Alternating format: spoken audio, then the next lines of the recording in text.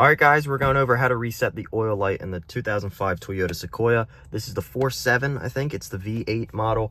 And first thing you're going to do, start with the key on, just to make sure you're on the actual odometer. As you can see, I've got my maintenance required light going. So get on the odometer, turn the key back off. Now you're gonna have to use your imagination. I won't really be able to film this well because I need two hands and I kind of need to hold the camera as well. So you're gonna hold this button and turn the key to the on position.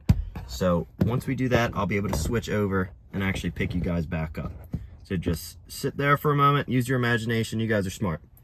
So you're gonna hold it, key to the on position, and then you'll see these flashing dots. Wait till they stop, and zeros, and we're good.